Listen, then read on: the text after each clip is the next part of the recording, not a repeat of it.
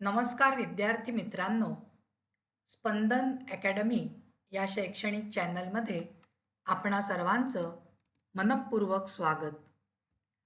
विद्यार्थी मित्रांनो, आज आपण इयत्ता 10वीच्या संस्कृतच्या पाठ्यपुस्तकातील जो प्रथमः पाठः आहे, आद्य कृषकः पृथुवैन्यः, या पाठाचं भाषांतर समजावून घेणार आहोत. इयत्ता 10वीच्या पाठ्यपुस्तकामधला हा पहिला पाठ आहे. आधी त्यांनी प्रस्तावना काय दिलेली आहे ती आपण बघूया. शीर्षक त्याने दिलेलं आहे आद्य कृषकः पृथुवैन्यः. आद्य म्हणजे पहिला आणि कृषकः म्हणजे शेतकरी. पहिला शेतकरी पृथुवैन्य. पृथुवैन्य नावाचा राजा होता. त्या राजाबद्दलचा जो प्रसंग आहे तो प्रसंग आपल्याला त्यांनी या पहिल्या पाठामध्ये दिलेला आहे. आता जी प्रस्तावना आहे त्या प्रस्तावनेला आपण सुरुवात करूया. ऋग्वेदात एषा कथा उद्धृता. वेन भूपतेः पुत्रः वैन्यः एव पृथुवैन्यः इति नाम्ना ज्ञातः. वेन भूपते म्हणजे वेन नावाचा जो राजा होता त्याचा जो मुलगा आहे त्या मुलाचं नाव आहे पृथुवैन्य. सह प्रजाहितदक्षः आदर्शः सम्राट इति स्मृतः. आणि जो पृथुवैन्य राजा होता तो राजा कशासाठी प्रसिद्ध होता की प्रजेचं हित करणारा आहे आणि तो कसा आहे, आदर्श सम्राट आहे, म्हणून त्याची ओळख इतिहासामध्ये आहे. भारतदेशे पृथुना एव कृषिकार्यं प्रारब्धं संशोधितं विकासं प्रतिनीतं च. आणि आपल्या या भारतवर्षामध्ये, आपल्या या भारत देशामध्ये पृथुना म्हणजे या पृथुराजानेच काय केलं, कृषिकार्यं प्रारब्धम म्हणजे कृषी कार्याला त्यांनीच सुरुवात केली. कृषी कार्यामध्ये म्हणजे शेतीच्या कार्यामध्ये त्यांनी संशोधन पण सुद्धा त्यांनीच केलेलं आहे आणि शेतीचा विकास सुद्धा त्या राजाच्या काळामध्येच सुरू झालेला आहे. सह एव कृषी विद्यायाः जनकः इति मतः. आणि ह्या सगळ्या गोष्टींमुळे कृषी विद्येचा, शेतकी विद्येचा जनक म्हणजे उद्गाता कोणाला मानलं जातं तर या पृथुवैन्य राजाला मानलं जातं. अतः एव सह प्रथमः कृषकः. आणि म्हणूनच आपल्या भारत देशातला पहिला शेतकरी कोणाला मानलं जातं, प्रथमः कृषकः कोणाला मानलं जातं, या पृथुवैन्य राजाला. धरित्र्याः पृथिवी इति नामाभिधानं पृथोः कार्यस्य स्मारकम इति मन्यते बुधैः. बुधैः म्हणजे विद्वान लोक. विद्वान लोक काय मानतात की धरित्र्याः म्हणजे या धरतीला जो पृथ्वी असं नामाभिधान आहे, म्हणजे सोप्या भाषेत सांगायचं तर असं जे समानार्थी दुसरा शब्द आहे, हा शब्द का पडला तर या पृथुवैन्य राजावरनंच पडला आहे.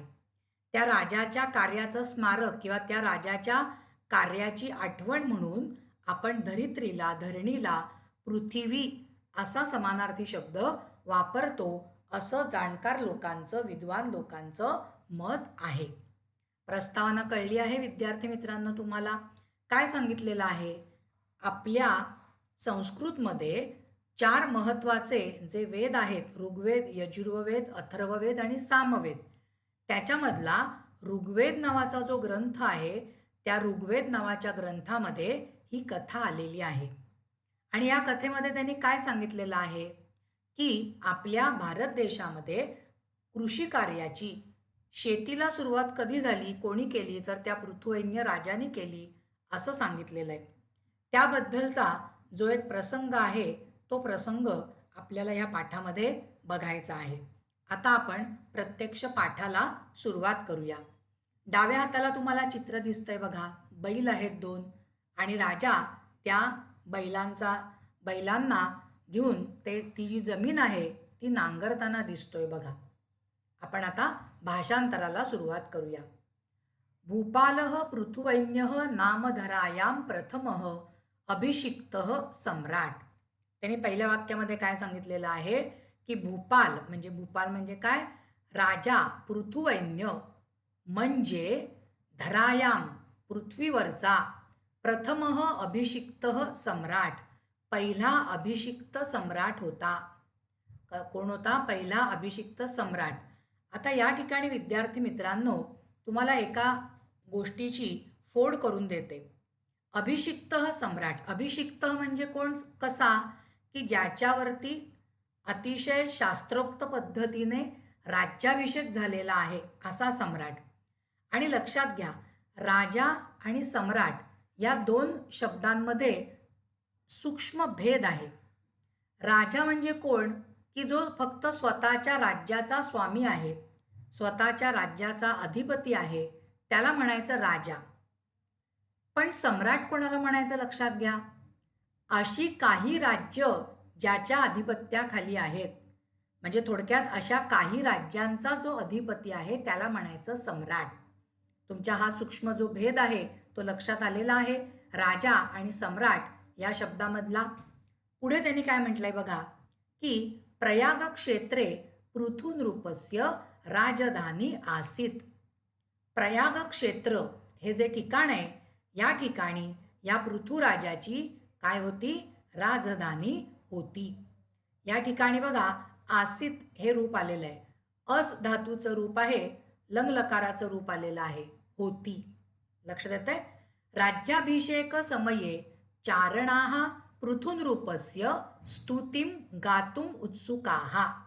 आता या ठिकाणी संधी विग्रह आलाय बघा, गातुम उत्सुकाः, गातुम अधिक उत्सुकाः.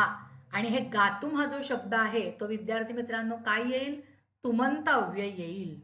हे मी तुम्हाला भाषांतर समजवता समजवता का ओळख करून देते आहे, कारण आपला जो प्रश्नपत्रिकेचा भाग आहे 10वीच्या, त्याच्यामध्ये बघा असा परिच्छेद छापलेला असतो, बरोबर आहे. आणि त्याच्याखाली अवबोधनम आणि शब्दज्ञानम असे प्रश्न छापलेले असतात. मग त्या शब्दज्ञानममध्ये आपल्याला विचारतात की ह्या परिच्छेदात आलेली तुमंत अव्यय लिहा, लेबंत अव्यय लिहा, त्वांत अव्यय लिहा किंवा लकार ओळखा. म्हणून जसा जसा परिच्छेदामध्ये जसा जसा शब्द येईल तसा तसा तो महत्त्वाचा शब्द आपण समजावून घेणार आहोत. आता पुढे काय त्यांनी सांगितलंय, की राज्याभिषेक समये म्हणजे राज्याभिषेकाच्या वेळी चारणाः पृथुनृपस्य स्तुतिम गातुम उत्सुकाः, जे चारण लोक होते ते पृथुराजाची स्तुती गाण्यासाठी उत्सुक होते. आता चारणा हा जो शब्द आहे ना विद्यार्थी मित्रांनो, त्याच्याबद्दल सुद्धा नीट लक्षात घ्या अर्थ. चारण याचा अर्थ स्तुती करणारे, ज्याला मराठीमध्ये अजून एक शब्द आहे भाट असा एक शब्द आहे. पूर्वीच्या काळी राजे पद्धती अस्तित्वामध्ये होती. त्यावेळेला राजे लोक हे स्तुती गाणारे जे लोक आहेत त्यांना आपल्या पदरी ठेवायचा, राजदरबारात ठेवायचा आणि राजाची, आपल्या राज्याची स्तुती करणारी काव्य त्यांच्याकडनं वदवून घ्यायचा. मग असं आता राजाचा राज्याभिषेक होतोय म्हटल्यानंतर ते चारण लोक या पृथुराजाची स्तुती करण्यासाठी अतिशय उत्सुक होते. पुढे काय घडतंय बघा, तदा पृथुः आज्ञापयत. तदा म्हणजे तेव्हा पृथुराजाने आज्ञा केली. काय आज्ञा केली? त्यांनी अशी आज्ञा केली, तिष्ठन्तु चारणाः. तिष्ठन्तु लोट लकाराचं रूप आलंय बघा, नीट लक्षात घ्या. मूळ धातू काय आहे विद्यार्थी मित्रांनो, स्थातिष्ठ. प्रथम गण परस्मय पद, त्याचं लोट लकाराचं रूप आलेलं आहे तिष्ठन्तु. लक्षात येत आहे, बहुवचन आहे. राजा काय सांगतो, पृथु काय सांगतो, तिष्ठन्तु चारणाः म्हणजे चारणांनो, ते स्तुती गाणाऱ्या लोकांनो तुम्ही थांबा. आता पुढे तो काय सांगतो ते जास्त महत्वाचं आहे. तो काय म्हणतो, यावत मम सद्गुणाः न प्रकटीभवन्ति. तो काय सांगतो, जोपर्यंत माझ्यातले गुण प्रगट होत नाहीत, न प्रकटीभवन्ति, जोपर्यंत माझ्यामधले गुण प्रगट होत नाहीत, तावत अहम, इथे पण संधी विग्रह आहे, तावत अहम असा संधी विग्रह आहे, तोपर्यंत माझी स्तुती करू नका. तावत अहम न स्तोतव्यः. अहम न स्तोतव्यः. स्तोतव्यः म्हणजे स्तुती करू नका, न स्तोतव्य. तो काय सांगतो पृथ्वीराजा की चारणांनो थांबा, जोपर्यंत माझ्यातील सद्गुण प्रगट होत नाहीत तोपर्यंत तुम्ही माझी स्तुती करू नका. आणि तो पुढे म्हणतो की स्तवनम तू ईश्वरस्य एव, इथे पण संधी विग्रह आहे बघा, ईश्वरस्य अधिक एव, स्तवनम तू ईश्वरस्यैव भवेत. आणि जर का तुम्हाला स्तवन करायचं आहे, स्तुती गायची आहे, तर ती परमेश्वराची गा, स्तवन परमेश्वराचं करा, असं कोण सांगतं? पृथ्वीराजा त्या चारण लोकांना सांगतो आहे. आता या ठिकाणी भवेत रूप आलेलं आहे बघा, लक्षात येत आहे तुमच्या? भवेत विधिलिंग लकाराचं रूप आलेलं आहे. आता एक गोष्ट तुमच्या लक्षात आली का या पृथ्वीराजाबद्दलची विद्यार्थी मित्रांनो, की दुसरा कोणता राजा असता तर चारण लोक आपली स्तुती करतायत राज्याभिषेक होत असताना, तर त्याला खूप आनंद झाला असता. परंतु इथे या राजाची निस्पृहता बघा, या राजामधला एक चांगला गुण बघा. मी फक्त राजा होतो आहे एवढ्यासाठी तो स्वतःची स्तुती गाऊ देत नाहीये. त्याचं काय म्हणणं आहे? मला राजा बनू दे, मी चांगलं काम करू दे, प्रजेला सुखी ठेवू दे, मग माझ्यातले हे सगळे गुण प्रगट झाले की तुम्ही माझी स्तुती करा. म्हणजे हा राजामधला विशेष कळतोय. दुसरा एखादा राजा काय म्हणाला, हा चला करा रे, माझी स्तुती करा, त्याला पण छान छान वाटलं असतं. पण हा राजा कसा आहे? हा राजा म्हणतो नाही, मी केवळ राजा झालो म्हणून स्तुती करू नका, माझ्यातले गुण प्रकट होऊ देत, मग तुम्ही माझी स्तुती करा. आणि हे त्यांनी सांगितल्यानंतर स्तुती गायकाहा पृथून रूपस्य एतादृशीम निस्पृहताम. बघा, निस्पृहताम, स्पृह म्हणजे इच्छा करणे आणि नि म्हणजे नाही.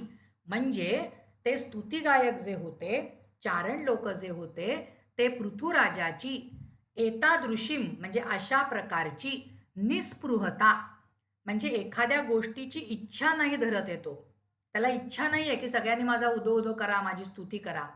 हा जो त्याच्यातला निस्पृहतेचा गुण आहे, तो गुण ज्ञात्वा, ज्ञात्वा म्हणजे काय? जाणून. त्वांत अव्यय आलाय बघा, ज्ञा धातूचं त्वांत अव्यय आलेलं इथे विद्यार्थी मित्रांनो, लक्षात घ्या. ज्ञात्वा पहिल्यांदा आपण कोणतं बघितलं या ठिकाणी? तुमंत अव्यय. इथे बघितलं आपण तिष्ठंतु, तिष्ठंतु नाही गातुम, हे आपण तुमंत अव्यय बघितलं. तिष्ठंतु हे धातूचं रूप बघितलं लोट लकाराचं. आणि आता आपण काय बघत आहोत? ज्ञात्वा, ज्ञा धातूचं काय बघितलं आपण? हे त्वांत अव्यय.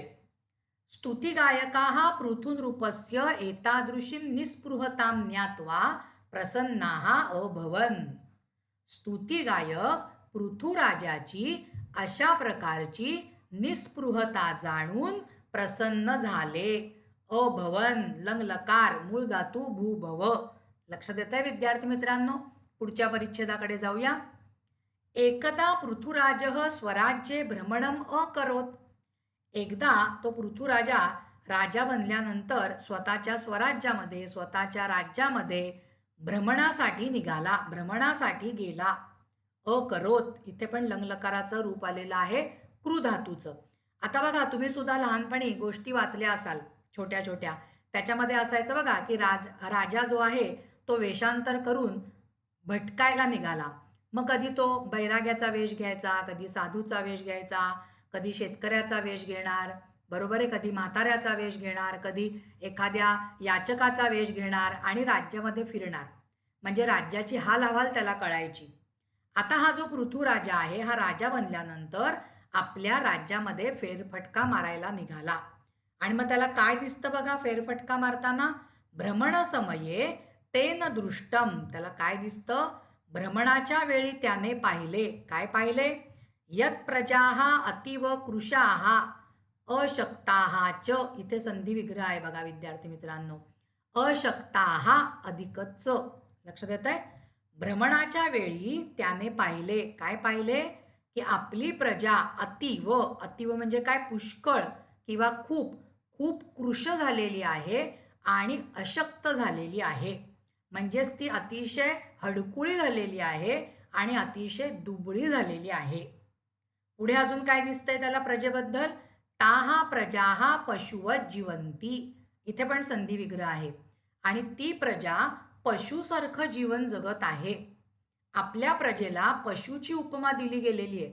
तो देतो, त्याला तशी प्रजा दिसते. पशुसारखी म्हणजे काय विद्यार्थी मित्रांनो? पशुमध्ये, जनावरामध्ये आणि माणसामध्ये फरक आहे. दोन मूलभूत गोष्टींचा फरक आहे. आपल्याला मन आहे, बुद्धी आहे. जनावराला बुद्धी नाहीये आणि असली तरी अतिशय अल्पस्वल्प असते. आणि आयुष्यामध्ये त्यांना एकच काम असतं, एक म्हणजे स्वतःचं अन्न शोधणं आणि ते जेवणं आणि जरा जरी काही मनाविरुद्ध घडलं तर एकमेकांवर चाल करून जाणं, एकमेकांशी मारामारी करणं. एवढ्याच गोष्टी करत ते जगत असतात. पण माणूस असं करत जगत नाही. आपल्या बुद्धीच्या द्वारे तो स्वतःची प्रगती करून घेतो, आपलं आयुष्य सुखकर बनवतो. पण ह्या पृथ्वीराजाला स्वतःची प्रजा कशी दिसतीये? अशी पशुसारखी दिसतीये. सतत चिडचिडलेली, भांडणारी, मारामाऱ्या करणारी वगैरे. लक्ष देता आहे? आणि फक्त स्वतःबद्दलच विचार करणारी, फक्त जेवणाचाच विचार करणारी, खाण्याचा विचार करणारी. आणि पण ते खाणं पण कसं होतं बघा. निकृष्टान्नम खादंती. निकृष्ट म्हणजे अतिशय दुय्यम दर्जाचं, ज्याला आपण घाणेरडं असं सोप्या भाषेत म्हणू शकतो, की जे अन्न खाल्ल्यानंतर आपल्या आरोग्यावरती वाईटच परिणाम होईल, चांगला परिणाम होणार नाही असं अन्न. निकृष्टान्नम खादंती. खाद धातूचं लटलकाराचं रूप आलंय बघा. खादंती प्रथम पुरुष बहुवचन अंती प्रत्यय लागून. मग आता त्याला ती प्रजा कशी दिसते आहे? अतिशय कृश, अतिशय अशक्त, पशुसारखी जगणारी आणि निकृष्ट अन्न खाणारी. आणि आता हे सगळं पाहिल्यानंतर राजाला आनंद होणार आहे का? नाही. तद्दृष्ट्वा, दृष्ट्वा, दृश्यपश्य धातूचं त्वांत अव्यय आलेलं आहे बघा. दृष्ट्वा, ते पाहून, राजा चिंताकुलः जातः. ते पाहून राजा चिंताकुल झाला किंवा राजा काळजीत पडला. पुढे काय होतंय बघूया. तदा पुरोहित, इथे संधी विग्रह आहे विद्यार्थी मित्रांनो. तदा पुरोहितः अवदत. तेव्हा पुरोहित म्हणाले. काय म्हणाले? हे राजन, हे राजा, धनधान्यादी सर्व वस्तू जातम, म्हणजे धन धान्य या सगळ्या वस्तू वस्तुतः, वस्तुतः म्हणजे काय? खरोखर. वस्तुतः वसुंधरायाः उदर एव वर्तते. तो काय सांगतो पुरोहित? की हे राजा, धनधान्य ह्या सगळ्या वस्तू खरोखर वसुंधरेच्या उदरातच आहेत. उदर म्हणजे पोट, पोटातच आहेत. कोणाच्या? वसुंधरेच्या, पृथ्वीच्या, धरणीच्या, धरित्रीच्या. म्हणजेच सोप्या भाषेत सांगायचं तर जमिनीच्या पोटात. जमिनीच्या पोटात म्हणजे काय विद्यार्थी मित्रांनो? जमिनीच्या खाली या सगळ्या वस्तू आहेत. धन आहे, धान्य आहे, सगळं आहे. असं कोण सांगतं आहे? पुरोहित सांगतोय पृथुवैन्य राजाला. तत्प्राप्तुम यतस्व. इथे संधी विग्रह आहे. तत्प्राप्तुम. इथे पण बघा प्राप्तुम, तुमंत अव्यय आलेला आहे. प्राप्तुम हे. आणि मग पुढे पुरोहित त्याला काय सांगतो? ते मिळवण्यासाठी प्रयत्न कर. म्हणजेच अप्रत्यक्षपणे पुरोहित त्याला काय सल्ला देतो आहे? जमिनीखालचं धनधान्य काढायचं असेल आणि ते मिळवण्यासाठी प्रयत्न करायचा असेल म्हणजेच तू काय कर? शेती करायला लाग. पण आता हे प्रत्यक्षपणे त्याला कोण सांगतंय बघा. पुढे काय होतंय बघूया. या उजव्या चित्रामध्ये बघा, पृथ्वीनी एका स्त्रीचं रूप धारण केलंय आणि ती पृथुवैन्य राजासमोर येऊन उभी राहिलेली आहे. त्यांच्यामध्ये काय संवाद घडतो तो पुढे दिलेला आहे बघा. तदा पृथुभूपेन तदर्थम धनुः सज्जीकृतम. आता पुरोहिताने त्याला सल्ला दिला. कोणता सल्ला दिला? की तू काय कर? हे धनधान्य मिळवण्यासाठी प्रयत्न कर. राजाच आहे तो. त्याने घेतलं धनुष्य, लावला त्याला बाण. बरोबर आहे. आता तदा पृथुभूपेन, तेव्हा पृथुराजाने, तदर्थम त्यासाठी, धनुः धनुष्य, सज्जीकृतम, सज्जीकृतम म्हणजे काय? सज्ज केले. तेव्हा पृथुराजाने त्यासाठी धनुष्य सज्ज केले. पुढे बघा काय होतं. तदा भूमी स्त्री रूपम धृत्वा. धृत्वा रूप आलंय बघा. धार धातू आहे, धारण करणे. त्याचं धृत्वा हे त्वांत अव्यय आलेलं आहे. तदा भूमी स्त्री रूपम धृत्वा. तदा म्हणजे तेव्हा, भूमी म्हणजे जमीन, स्त्री रूप म्हणजे स्त्रीचं रूप, धृत्वा म्हणजे धारण करून, तस्य पुरतः, तस्य म्हणजे त्याच्या, पुरतः म्हणजे पुढे, समोर, प्रगटिता अभवत प्रगट झाली, अवदच्च आणि म्हणाली. परत एकदा सगळ्या वाक्याचा अर्थ बघूया. तदा भूमी स्त्रीरूपम धृत्वा तस्य पुरतः प्रकटिता अभवत अवदच्च. तेव्हा भूमी स्त्रीचं रूप धारण करून त्याच्या समोर प्रकट झाली आणि त्याला म्हणाली. इथे बघा दोन लंगलकाराची रूपं आली आहेत, अभवत आणि अवदत. आता ती काय म्हणते बघूया. हे राजेंद्र, हे राजा, तव पिता दुःशासकः वेनराजः. तुझा जो पिता होता वेनराज तो कसा होता. दुःशासकः. दुःशासकः म्हणजे वाईट शासन करता होता, वाईट राजा होता तो. आणि अजून कसा होता. राजधर्मस्य पालनम, राजधर्माचे पालन ना करोत. इथे पण संधी विग्रह आहे, न अकरोत. आणि ती काय सांगते की तुझा पिता दुःशासक होता, वेनराज जो होता तो, आणि तो कसा होता. राजधर्माचं पालन तो करत नव्हता. तदा मया चोर लुंठक भयात. आणि पुढे ती काय सांगते. तेव्हा माझ्याकडून काय झालं. चोर लुंठक भयात, चोर आणि लुटारूंच्या भयापासून, धन धान्य पुष्प फलानी, धन धान्य फुलं फळं, मम उदरे निहितानी. काय माहिती पुरवते ती. माझ्या उदरात मी ठेवून दिली. ती काय सांगते की तुझा जो पिता आहे वेनराज तो दुःशासक होता, राजधर्माचं पालन करत नव्हता, म्हणून ही सगळी संपत्ती, धनधान्याची संपत्ती चोर लुटारू घेऊन जातील, म्हणून मी काय केलं. माझ्या पोटात म्हणजे जमिनीच्या खालीच मी ती सगळी संपत्ती ठेवलेली आहे. आणि पुढे ती सांगते. त्वम तू प्रजाहित दक्ष नृपः. पण तू कसा आहेस. प्रजेचं हित करणारा राजा आहेस. यदि त्वम प्रयत्नेन कृषी कार्यम करोशी. काय सांगते ती. जर तू प्रयत्नपूर्वक कृषी कार्य केलंस, शेतीचं काम केलंस. इथे बघा करोशी रूप आलेलं आहे, क्रू धातूचं लटलकाराचं रूप आलेलं आहे. जर तू प्रयत्नपूर्वक कृषी कार्य केलंस तरही प्रसन्ना तरीही अहम प्रसन्ना भविष्यामी. पुढे ती काय म्हणते. तर मी प्रसन्न होईन. भविष्यामी इयत्ता 9वी मध्ये तुम्हाला शेवटचा लकार होता बघा, लूट लकार, द्वितीय भविष्य काळ. तर मी प्रसन्न होईन. अतः धनुः त्यज. अतः म्हणजे म्हणून, धनुष्याचा त्याग कर. त्यज लोटलकाराचं रूप आलंय बघा.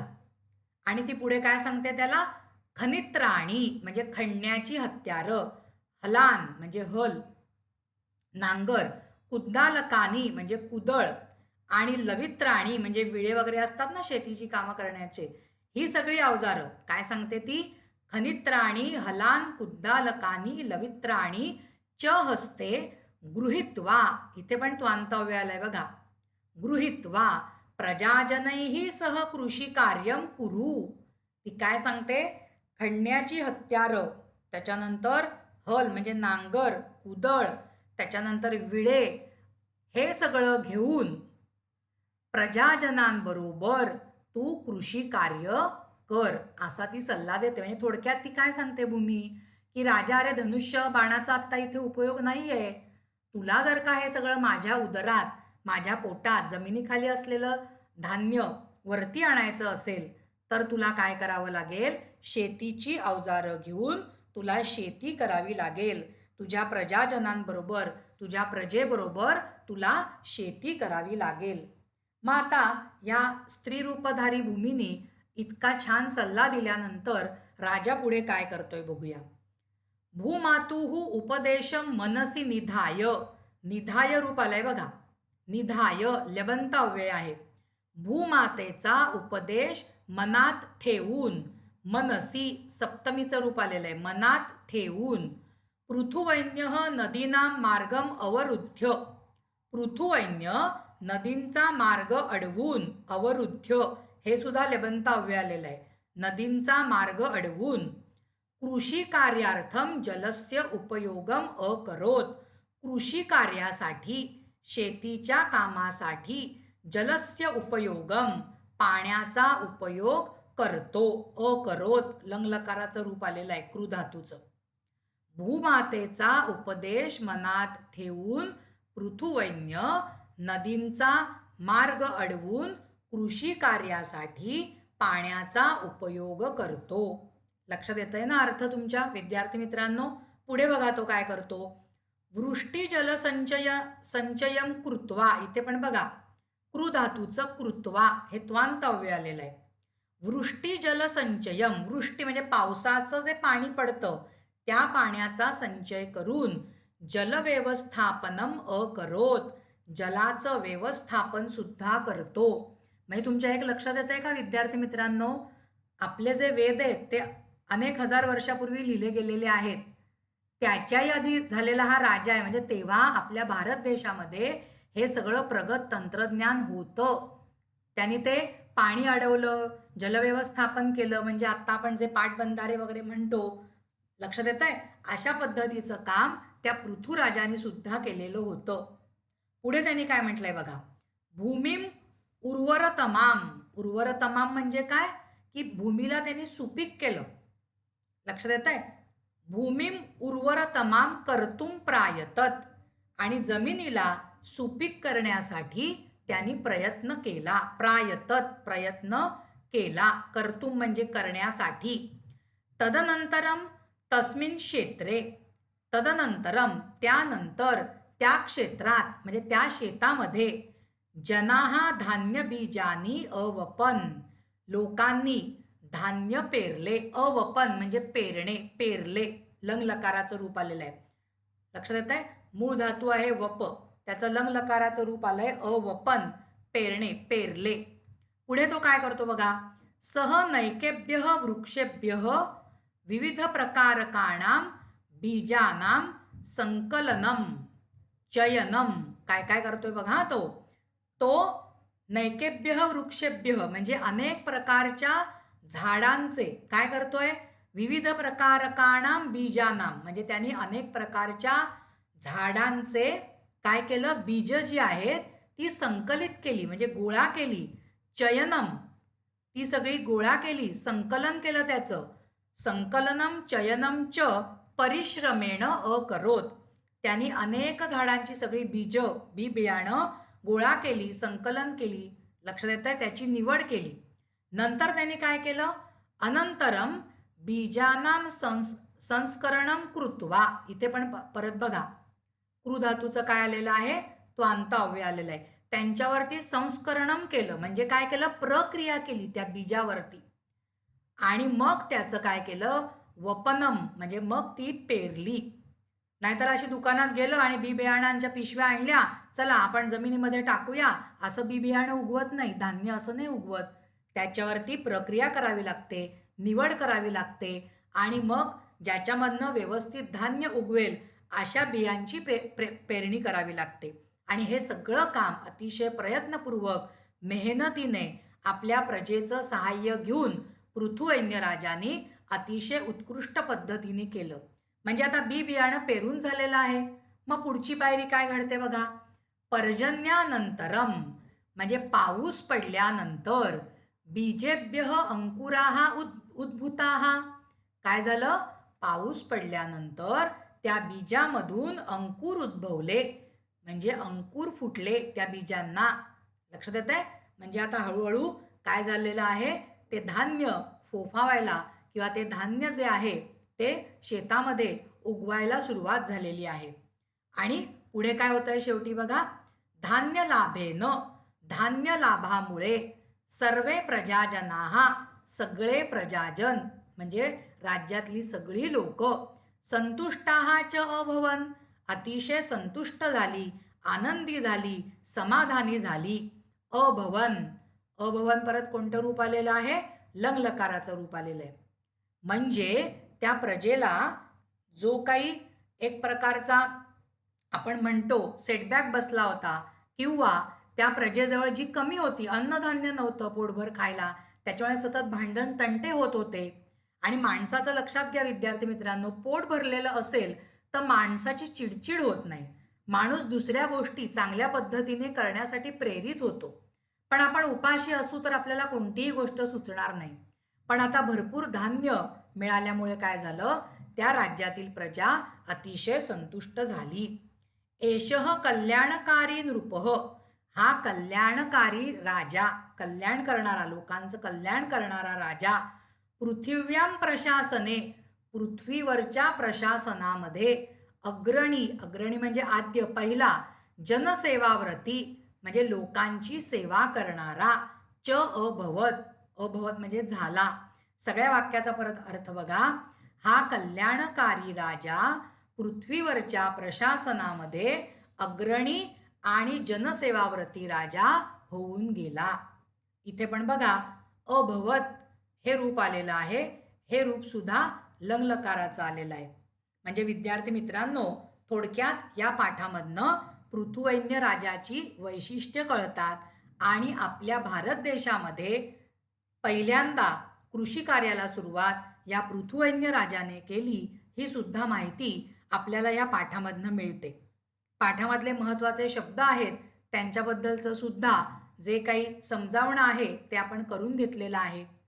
विद्यार्थी मित्रांनो, या प्रथमः पाठः आद्य कृषकः पृथुवैन्यः याचं भाषांतर या ठिकाणीच समजावून झालेलं आहे. तुम्हाला हा भाग आवडला असल्यास या भागाला लाईक करा, या भागाला शेअर करा आणि चॅनलला सबस्क्राईब नक्की करा. आणि एक महत्त्वाची सूचना विद्यार्थी मित्रांनो, तुम्हाला जर का इयत्ता 10वीचे मराठी आणि संस्कृत या विषयाचे पेपर सेट हवे असतील तर डिस्क्रिप्शन बॉक्समध्ये मी माझा मेल ID टाकलेला आहे. त्याच्यावरती जर का तुम्ही संपर्क केलात तर तुम्हाला पेपर सेट आहेत ते मिळू शकतील. धन्यवाद मित्रांनो.